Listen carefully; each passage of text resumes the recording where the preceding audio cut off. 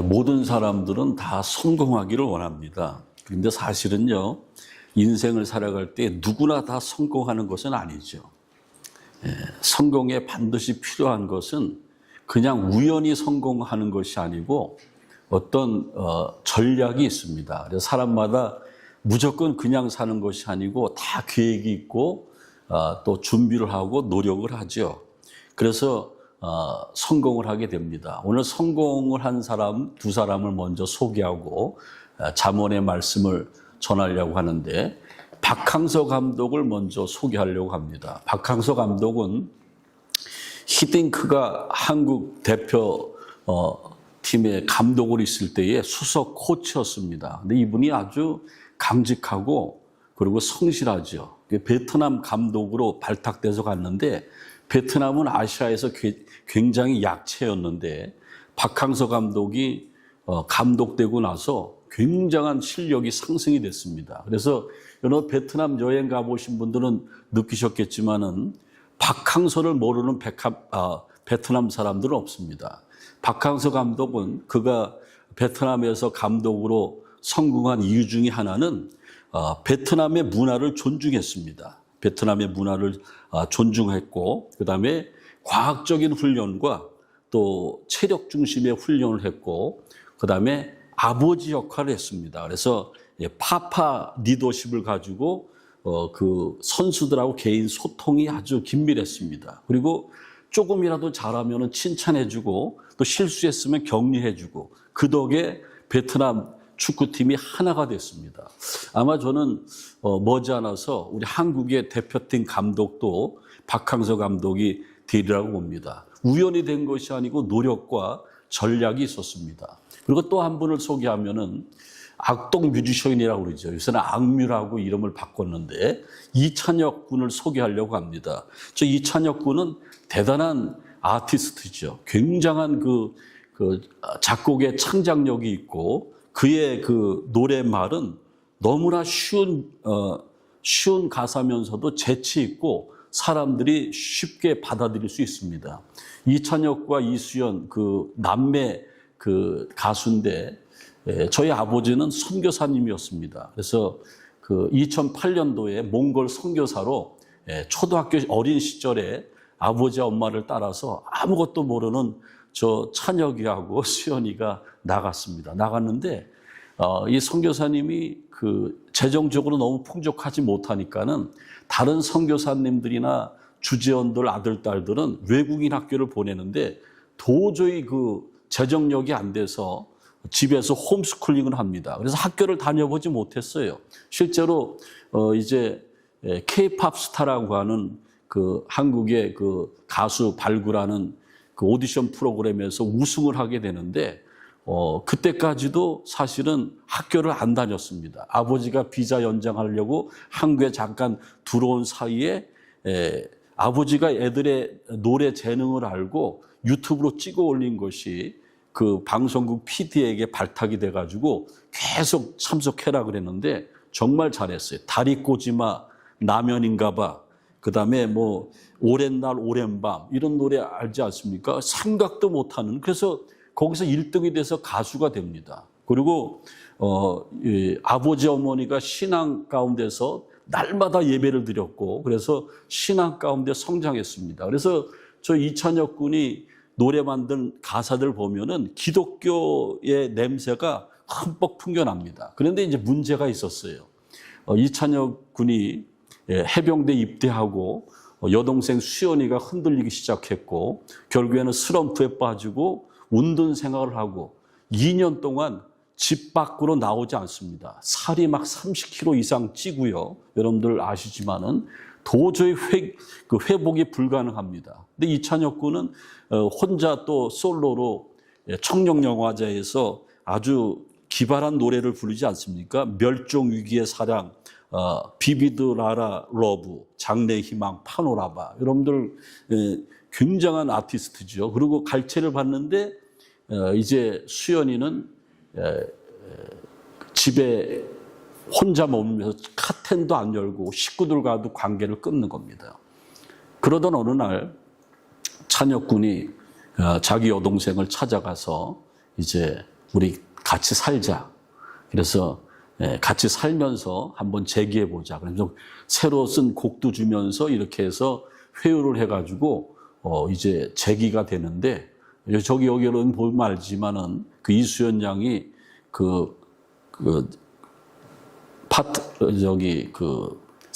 산티아고 순례길을 걷고, 그 다음에 그 이찬혁 군하고 같이 이제 합숙하면서 노래도 연습하지만은 해병대 출신 아닙니까? 막 그냥 살을 빼려고 그러는데 놀라지 마세요. 30kg나 빼서 이제 재기했습니다. 그래서 4월 7일에 4집 앨범을 냈는데 그 앨범 타이틀곡이 뭐냐면은 기쁨 뒤에 슬픔이 오는 것.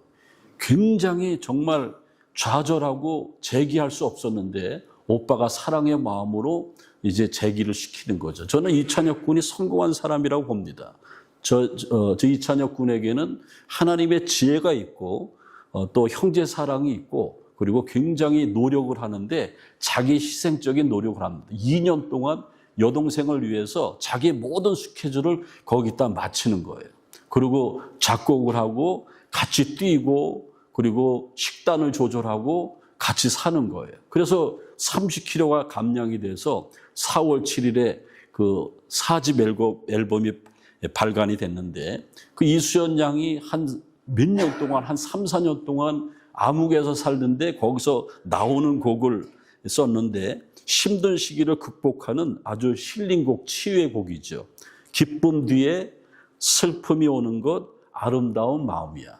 아주 가사가 제가 오늘 설교 준비하면서 이거 한 10번은 들었는데 기쁨 뒤에 슬픔이 오는 것, 아름다운 마음이야. 제가 잘 노래를 못 배웠는데 야 대단하더라. 그거를 TV에서 이렇게 보는데 저 두 남매가 저것을 노래할 때에 많은 사람들이 눈물을 막 흘리더라고요.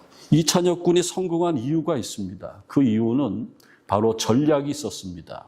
하나님을 의지했어요. 그리고 저가 탁월한 작곡 능력과 또 사람들이 생각하지 못하는 가사를 쓸 수 있는 것은 하나님의 지혜라고 봅니다.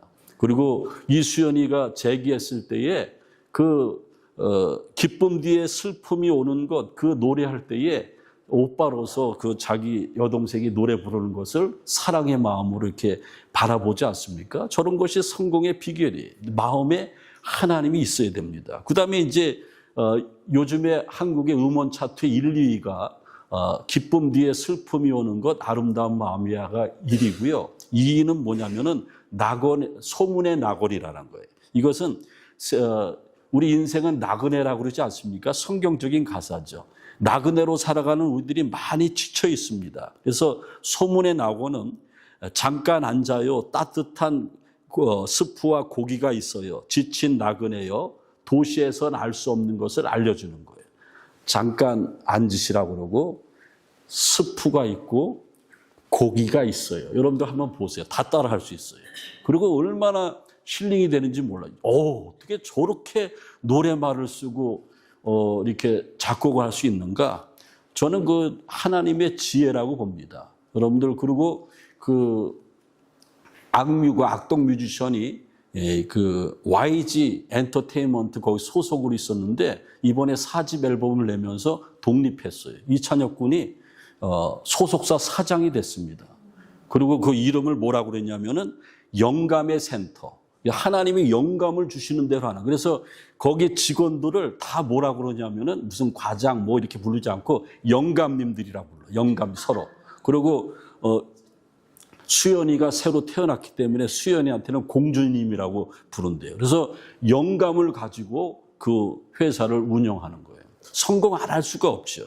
오늘 여러분들 잠언서의 말씀에 보면은 지혜의 중요성을 얘기하는데 세상 사람들이요 성공을 했지만은 꾸준하지 못한 것은 하나님이 빠졌기 때문이에요.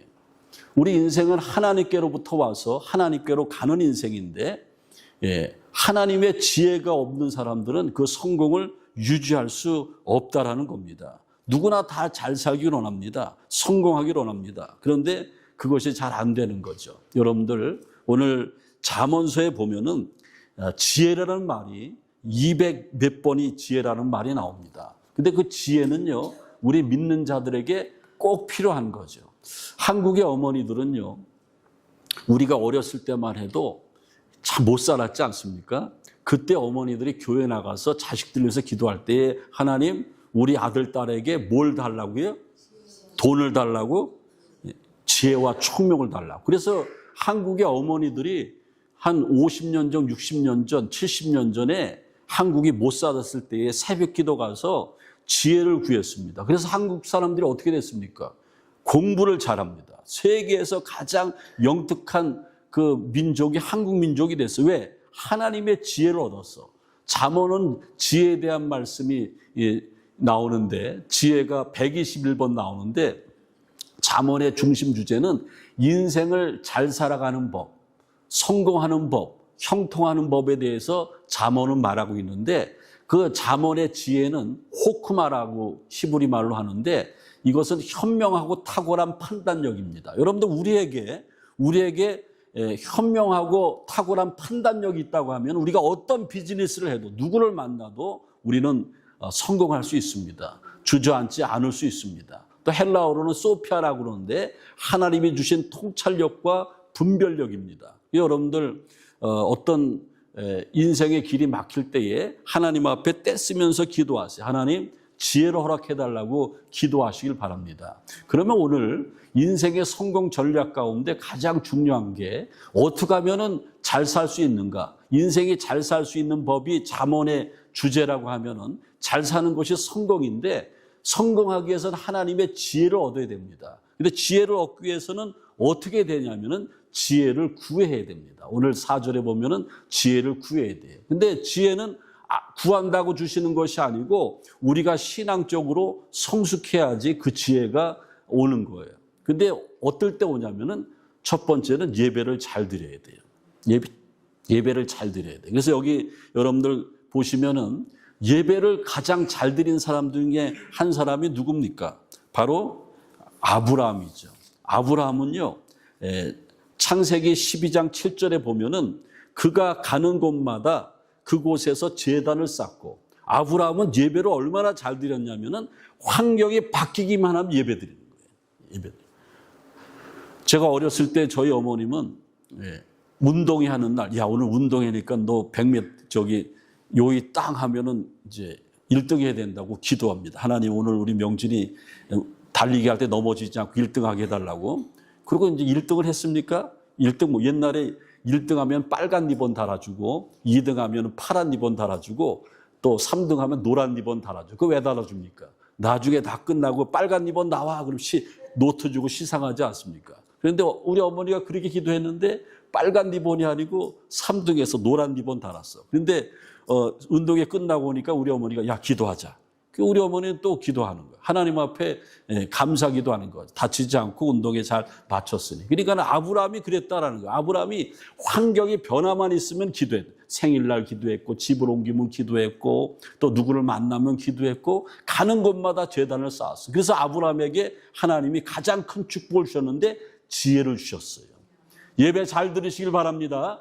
많이 드리세요. 교회에서만 드리지 마시고 여러분 가정에서도 예배 드리고 순간순간 예배 드리시길 바랍니다.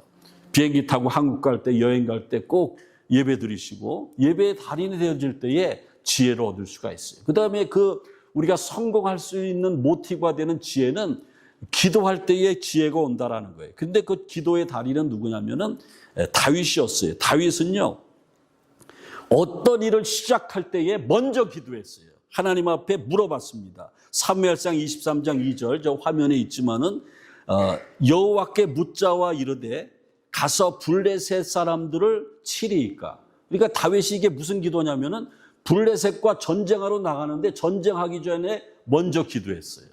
여러분들 어떤 일을 계획하고 있습니까? 먼저 기도하세요. 하나님께서 지혜 주실 줄로 믿습니다. 먼저 하나님 앞에 물어보는 사람들은 성공 안 할 수가 없는 거예요. 그게 다윗이 잘 된 거죠. 그 다음에 또 한 가지는 순종해야 돼요. 하나님의 말씀을 내가 깨달았고 레마의 말씀으로 내가 받았으면은 그 말씀에 순종해야 돼요. 저기 보면 모세가요, 이제 광야로 나가서 광야에서 40년을 살지 않습니까? 근데 시내산 기슭에서 떨기나무에 불이 붙었는데 나무는 타지 않아요. 하나님이 말씀하시죠. 모세야, 모세야. 눈을 감았던 사람이 눈을 번쩍 뜨니 한 분이 모세야, 모세야. 내가 선 곳은 거룩한 땅이니 네 발에서 신을 벗으라. 그리고 하나님을 거기서 만나는 것 아닙니까? 그리고 가라 모세. 네가 여기 있을 것이 아니고 가서 네 민족을 구원하라. 예스, 순종했어요. 그리고 모세가 40년 동안 이스라엘 백성들을 광야에서 이끌 때에 계속 순종했어요. 그래서 모세는 위대한 지도력이 있었습니다. 그 지도력의 근원은 하나님이 지혜를 주셨어요. 그래서 그는 성공한 인생이었습니다. 여러분 베드로 보세요. 베드로가 어떻게 예수님을 믿게 됐습니까? 밤새도록 고기를 잡는데 갈릴리 바다는 밤에만 고기가 나와요. 밤새도록 고기를 잡아 한 마리도 못 잡았어요. 그물을 다 씻었어요. 배의 그물은 굉장히 무거워요. 다 씻어가지고 이제 집으로 들어가려고 그러는데 예수님이 오셔서 저 깊은 데에 가서 그물을 내려봐라. 밤새도록 그물을 내리는데 또 그물 다 씻었는데 그물을 내리라. 근데 뭐라고 그러냐면은 누가복음 5장에 선생님, 내가 밤새도록 그물을 내렸지만은 선생님의 말씀에 의지해서 그물을 내리리이다. 순종했을 때에 기적의 역사가 막 나타난 겁니다. 맞습니다, 여러분들. 지혜로 말미암아 남은 여생 승리하시길 바랍니다. 제가 늘 말씀드리지만은 따라해서 나는 100살까지 안 죽는다. 요즘에 의학이 얼마나 발달했습니까? 약이 얼마나 좋습니까? 우리는 안 죽어요. 근데 질 좋게 살아야 되지 않습니까? 100살까지 안 죽으면서 우리는 실패한 인생이 되면 안 돼요. 성공한 인생이 돼야지. 그러기 위해서는 하나님의 지혜를 얻어야 되는데 아브라함의 예배를 본받고 다윗의 기도를 본받고 모세의 순종을 본받을 때에 우리에게 하나님께서 크신 은혜와 지혜로 축복해 주실 줄로 믿습니다. 그 다음에 이제 인생의 성공 전략은 지혜를 소중히 여길 때에 우리에게 영적인 유익이 옵니다. 한 번 주신 인생 기왕이면 성공해야지 우리가 실패하면 되겠습니까? 그러기 위해서는 하나님의 지혜가 필요합니다. 잠언서 4장 6절에 보니까는 지혜가 너를 보호하고 지혜가 너를 지키시고 너를 높이시리라. 그러니까 우리가 지혜가 얼마나 필요합니까? 그런데 지혜를 갈망할 때에, 지혜를 사모할 때에, 소중히 여길 때에 하나님께서는 우리에게 어떤 유익을 주시냐면은 신앙의 원리를 깨닫게 합니다. 오늘 본문 5절 말씀에 보면은 여호와를 경외하기를 깨달으며 하나님을 알게 되리니. 자, 보세요. 지혜를 사모하는 사람들은 하나님을 알게 됩니다. 여러분들 저를 잘 압니까? 모르죠. 저도 저를 잘 모르면서 한 번도 저랑 깊은 얘기 안 해보면서 우리 목사님 어떻대? 이 사람은 지식적으로 전에 들은 얘기로 아는 거예요. 근데 저랑 같이 오래 얘기도 하고 같이 여행도 하고 같이 운동도 하고 같이 밥도 먹으면은 저를 좀 알게 돼요. 그거는 저를 체험적으로 아는 거예요. 유튜브 설교를 듣고 저를 임명진 목사가 훌륭하신 분인데 내가 교회는 안 나가도 맨날 설교를 들어. 그 사람들은 나를 겉으로 아는 거예요. 근데 여러분 보세요. 지혜를 소중히 여길 때에 오늘 성경에 보니까는 하나님을 알게 되리니. 안다라는 것은 히브리 말로 야다라는 건데 지식적으로 아는 것이 아니라 체험적으로 안다라는 거예요. 그러니까 여러분들 우리가 지혜를 소중히 여기고 간구할 때에 하나님을 만나게 되는 거예요. 하나님을 경험하게 되는 거예요. 그래서 여러분들 하나님을 경험한 사람들의 기도는 달라요. 하나님을 경험한 사람들은 기도가 깊지요. 하나님을 경험한 사람은 기도하다가 하나님의 음성을 들어요. 하나님을 경험하고 체험한 사람은 기도하다가 병 고침도 받습니다. 하나님을 경험한 사람들이 기도하면은 믿지 않은 남편, 고집불통인 남편이 항복하고 교회로 돌아옵니다. 그래서 여러분들 지혜를 소중히 여길 때에 신앙의 원리를 깨달아서 하나님을 체험하게 된다는 거예요. 잠언서 9장 10절에 보면은 여호와를 경외하는 것이 지혜의 근본이고 여호와를 경외하게 된다는 거예요. 그래서 신앙생활을 바르게 하는 거예요. 여호와를 경외한다는 게 뭡니까? 두렵고 떨리는 마음으로 하나님을 섬기는 거예요. 어떤 사람들은 교회 막 빠져도 전혀 죄의식이 없어요. 이런 사람들은 하나님을 모르는 거죠. 하나님을 모르는 거예요. 주여. 그래서 여러분들 기도할 때 이렇게 기도하세요. 지금 기도하지 말고 집에 가셔서 또 평소에 그렇게 주여 예배 한번 빠지면은 나에게 겁이 덜컹 생기게 도와주옵소서. 그게 축복이에요. 예배 밥 먹듯이 빠져도 전혀 겁이 없는 사람들은 이거 큰일 난 거예요. 그래서 지혜를 강구해야 돼요. 지혜가 있는 사람들은 그렇게 막 행동하지 않는다라는 겁니다. 하나님께서 하나님을 경외하는 사람들은 책임져 주세요. 그리고 하나님을 경외하는 사람, 지혜가 있어서 하나님을 경외하는 사람들은 세상 끝날까지 함께하는 거예요. 내가 어디를 가든지, 내가 어둠 속에서 헤맬 때에도 주님은 함께 하셔, 함께 계셔. 나의 작은 신음소리에도 곧바로 반응하시는 하나님이 내 곁에 계신다라는 겁니다. 그리고 또 한 가지, 우리가 지혜를 갈망하고 사모할 때에 인생의 길이 열리는 거예요. 오늘 8절에 보면은 대저 그는 정의의 길을 보호하시고 그의 성도들의 길을 보전하시리니, 여기 보면은 성도들의 길이라는 길, 데레크라는 말은 인생의 여정입니다. 삶의 목표예요. 나의 인생의 여정을 열어주시는 거예요. 그리고 나의 삶의 목표를 이루게 하신다라는 거예요. 없던 길도 열어주신다라는 거예요. 어떻게 할 때에? 하나님을 만나고 하나님의 지혜를 갈망할 때에 인생의 길을 열어주신다라는 겁니다. 그래서 여러분들, 우리가 예수 믿는 이유 중에 하나가 내 막힌 길이 열려지기 위해서 예수님 믿는 것 아닙니까? 예수님께서 십자가 지 시절에 두려워하는 제자들에게 요한복음 14장 6절에 내가 곧 길이요 진리요 생명이니, 가장 먼저 예수님은 길이라고 그랬어요. 우리의 인생에 막힌 길을 열어주신다라는 겁니다. 주님의 은혜를 사모하시길 바랍니다. 저기 자료 화면에 보면은 폴 마이어가 이렇게 나옵니다. 폴 마이어는 노숙자에서 27세에 백만장자가 되는 아주 기적을 이룬 사람이죠. 저 사람 마음속에는 하나님이 있었습니다. 폴 마이어는 젊은 시절에 세일즈맨으로 성공하고 싶어서 열심으로 기도했습니다. 그래서 길거리에 쭈그리고 앉아 있으면서 내가 보험 세일즈를 하는데 없는 사람보다 좀 있는 사람들, 사장이나 회장급들에게 보험을 가입시켜야겠다. 그러면서 차량을 이렇게 보는 거예요. 최고급 차량을 지나가는 것을 번호를 폴 마이어가 다 쓰는 거예요. 그래가지고 주소를 알아내가지고 연락을 해요. 만나고 싶습니다. 아무도 만나주질 않는 거예요.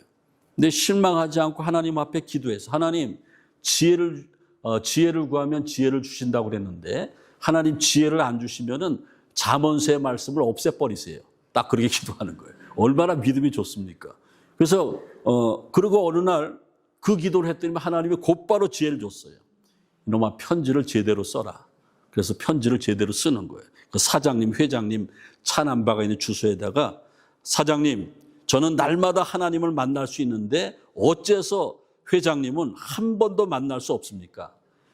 당신이 제가 믿는 하나님보다 더 높다는 말입니까?